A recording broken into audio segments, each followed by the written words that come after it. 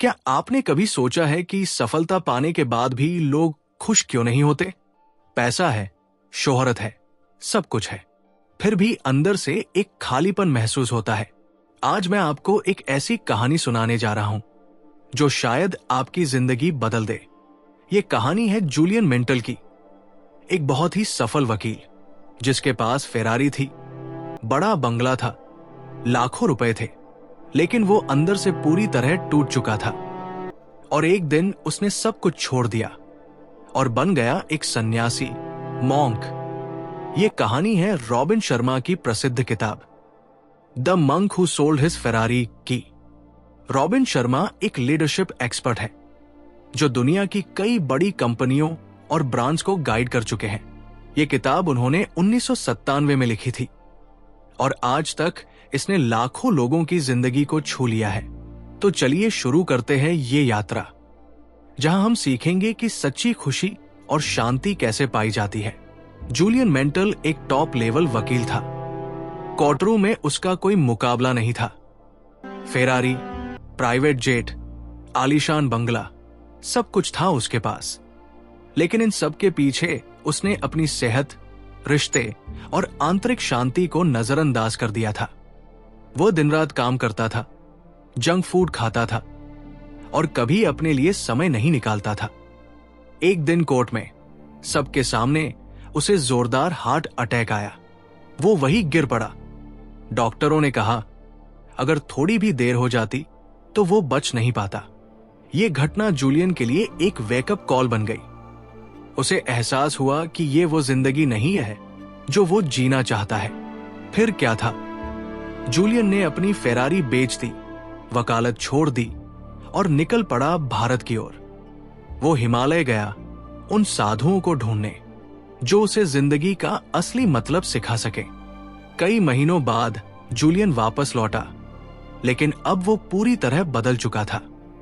आंखों में अलग ही चमक थी, चेहरा खिला हुआ था और वो 20 साल छोटा लग रहा था।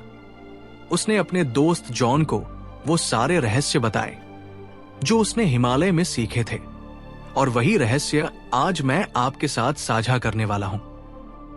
जूलियन ने जॉन को एक काल्पनिक कहानी सुनाई, एक सुंदर बाग की। इस बाग में 7 प्रतीक हैं जो जिंदगी को पूरी तरह बदल सकते हैं। पहला प्रतीक, सुंदर बाग। ये बाग हमारे मन को दर्शाता है।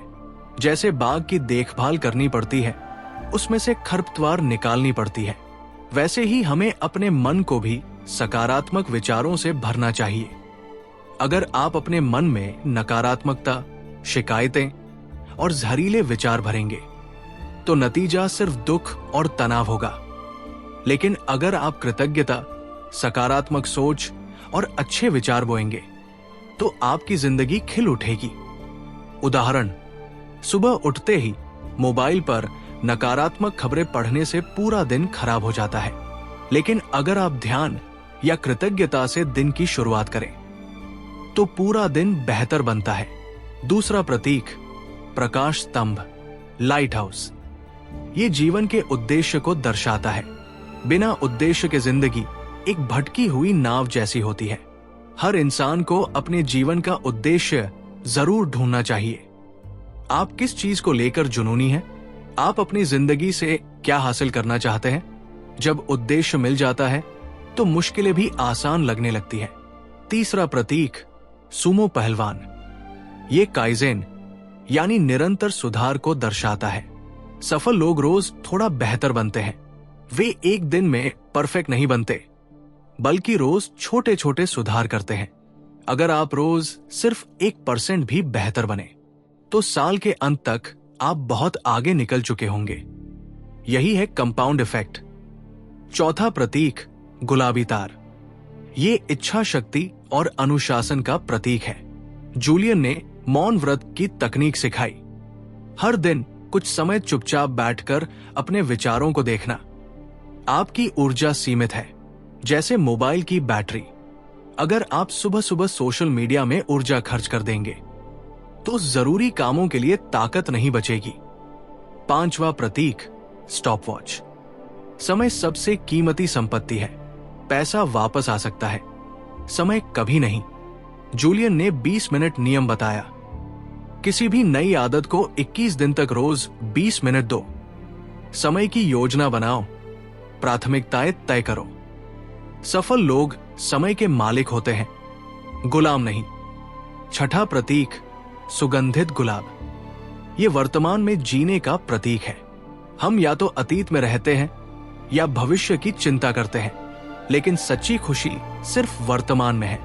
जो भी करो पूरे ध्यान से करो।